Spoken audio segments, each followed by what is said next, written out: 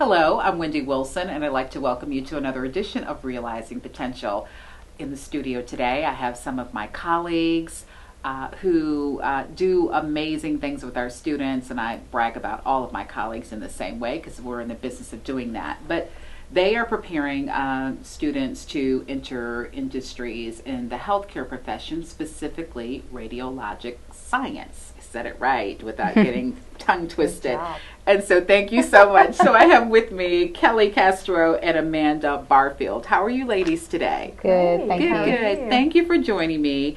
We've been having some ongoing conversations. Sometimes we can get very siloed, not intentional. We're just passionate about what we do. And we wanted to we made a conscious decision to do more marketing and promotion about the amazing things that you all do on a daily basis, preparing our students not only academically for their chosen professions, but then preparing them post-graduation to enter into those spaces, what that should look like in terms of preparation and what opportunities await. But before we delve into that, I want to learn a little bit about you. So both of you all, just tell me a little bit, we'll begin with you, Amanda, in terms of what inspired you to even enter post-secondary education? Where did you earn your degree?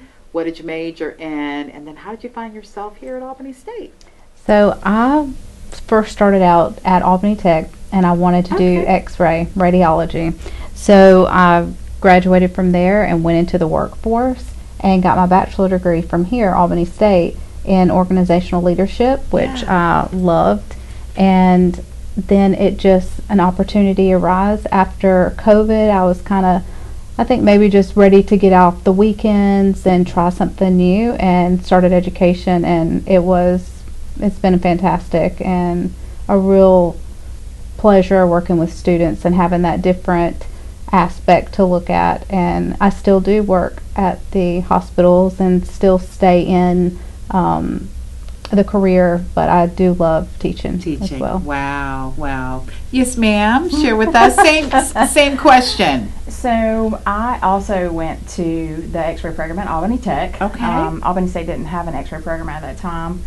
And I started working. I was not married and didn't have any kids at the time, so I started working in an evening shift, which was 1 to 11 p. Monday through Thursday. Okay. It was excellent for someone who was young and single and didn't have any kids. I had a 3-day weekend every weekend, and I could sleep till noon every day. Nice. It was wonderful. Okay. But I fell in love with the profession.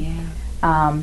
Radiology is really just as much patient care as it is working with technology and the equipment.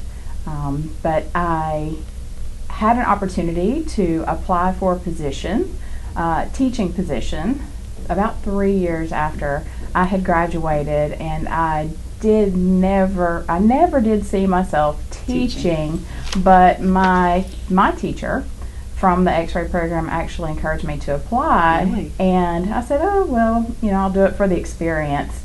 I went into the interview thinking it was for a clinical instructor position, someone who stayed in the hospital and helped students, but it had materialized all the way into the program director position at Albany Tech. So I got the position. I started there. I actually was the program director there for about 7 years.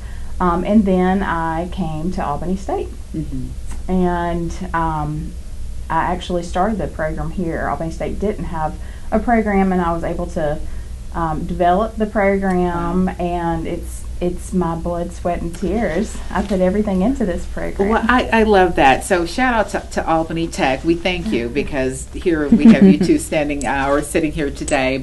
And I know when I want to use the word standing too, because you're engaging with the students and standing in the sense of just representing a much needed discipline. It impacts all of our lives in some form or another if you find yourself in that position where you need an X-ray. So thank you for that. What I also love, Kelley, about what you just said is what we also, our takeaway is, or mine certainly was, is that the educational process is very nuanced, and it is important to be a holistic learner and present yourself as a holistic professional. And what I mean by that is the instructor saw something, I'm sure in both of you all, but for them to say, no, I know she's interviewing for this, but we want her to do this. And then when you came here, and can you design a whole program? Yeah, right. So that's quite impressive. It really is. Thank you.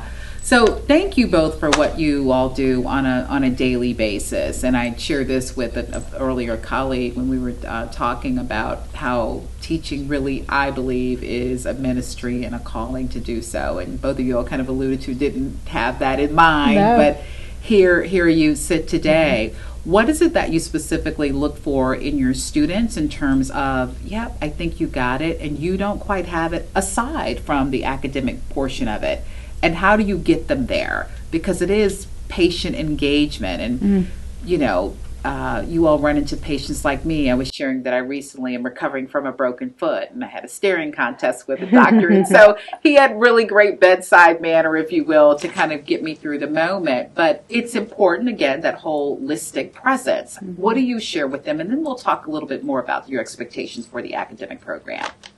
I feel that being able to communicate, that is the really, and professionalism. Yeah. And some of our students, when they are starting off into college, they haven't had that experience of working a job or being around adults. It's kind of intimidating. Yes. So I totally see and understand that, going into having to take care of patients that are sick, and a lot of sadness too, that they are maturing. They are learning how to communicate while they're in clinical, which is really what's fantastic about this program, is that when you get out in 2 years, you have not only learned academics and learned the procedures that need to be done in clinical, but also learned how to not only talk to a radiologist, or to be confident to talk to a radiologist, because most are not confident. They've talked to their family, they're younger, they didn't have that interaction with older people in the workforce. Yeah, so that social engagement aspect. Yeah, and that's absolutely essential. Any thoughts? Absolutely. Yeah. Just to echo everything Amanda just said,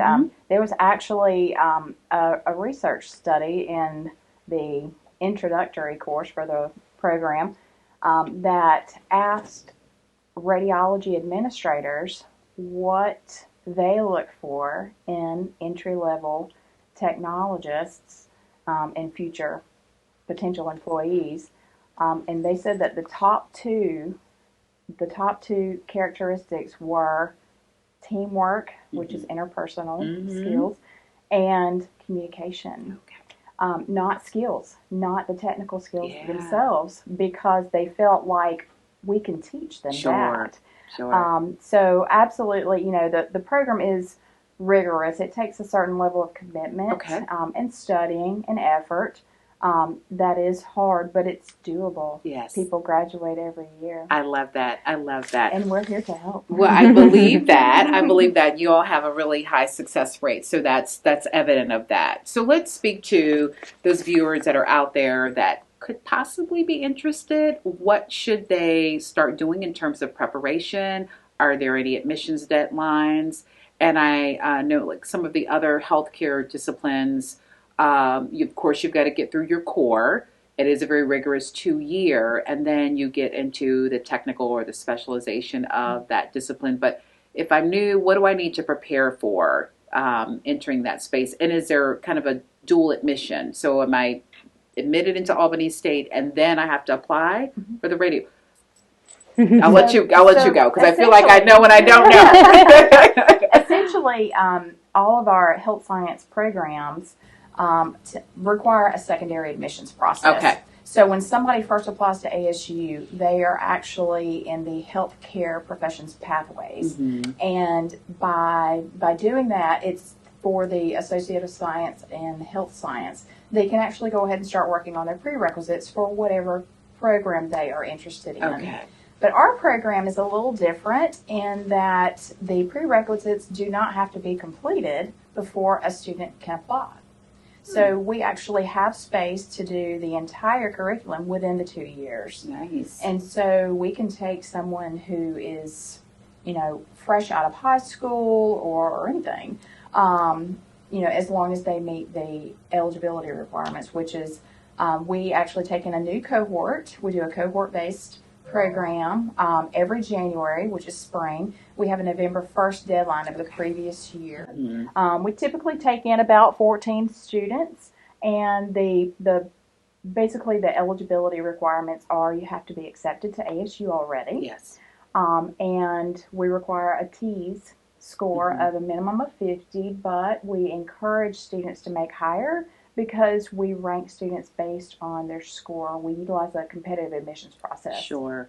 And for those who may not be familiar, the TEAS test is a standardized test that is specific to healthcare. Where is it? It actually can be used in many programs. Okay. TEAS, it's TEAS. It stands for Test of Essential Academic Skills. Okay. It has a reading, writing, and basic math and science components. Okay. So a lot of health sciences and nursing programs actually use it for placement tests. Very good. Very good. So let's talk about, because everybody is entering into these disciplines and going through them with the end goal in mind. I want to come out and I need to make some money. Let's talk about that. That's a reality, and I don't know how we miss that. On top of you, it is a specific talent that you all certainly work to develop. But of course, we all want to live. We want to live comfortably. And we want to enjoy what we're doing. Yeah. Absolutely. So you all are helping to shape that. But with the end goal in mind, what is a competitive or we can even talk about average to competitive salaries that individuals can expect that go into this field? Absolutely. You want to talk about the pay, and then I'll tell you about the specialty? Love it. Sure. So Albany, believe it or not, is actually in the low end, and it may be because there are X-ray programs locally and in the surrounding areas, and we're in the Southwest Georgia area. If one were to work in Atlanta or more higher populated areas, the salary is going to be a little bit more. So the average for Georgia is anywhere between $50,000 to $75,000 a year. Okay. And it really depends on specialty. Someone can specialize like in CT or MRI.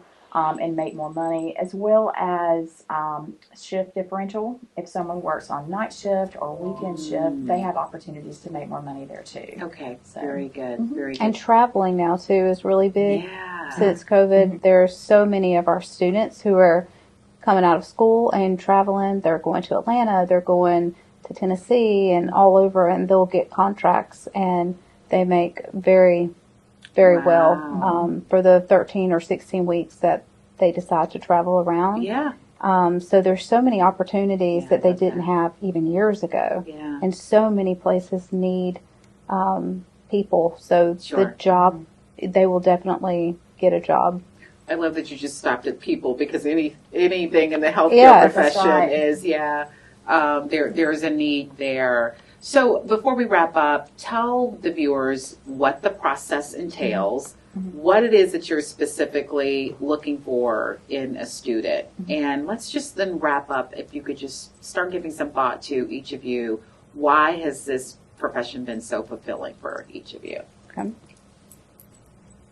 Do you want to go first? of why it's been fulfilling? Well, we can work backwards, yes, and then share with the viewers. Because I've just totally forgot. That's okay. You're good. I can go first. You can go first. Okay. So I fell in love with the profession because I have that want to help people. Yeah. And I believe that students who really care for others, who want to do a good job and have a good, strong work ethic, that they're going to do well in the program. Excellent. Like you said, those soft skills that they're going to learn, the professionalism, the patient care, the communication will come with the program. When they go to clinicals, they are learning how to work with others. It's not just learning the skills, but it's also learning all those people skills throughout the program. So the program, even though it's 2 years, it's the clinical aspect of it is nearly the full 2 years long.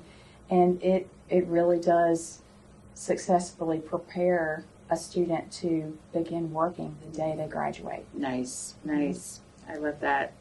Yes, ma'am. So I would say I really loved the the part of X-ray as there's so many different things you can choose. If you got kind of bored, and not say bored, but you were wanting to kind of step your game and go a little higher, you could go to CT, and that's what I did. I went and did a 9-month program actually at Jarton, or Albany State now, and was able to try something different. And so the learning never stopped, which I like.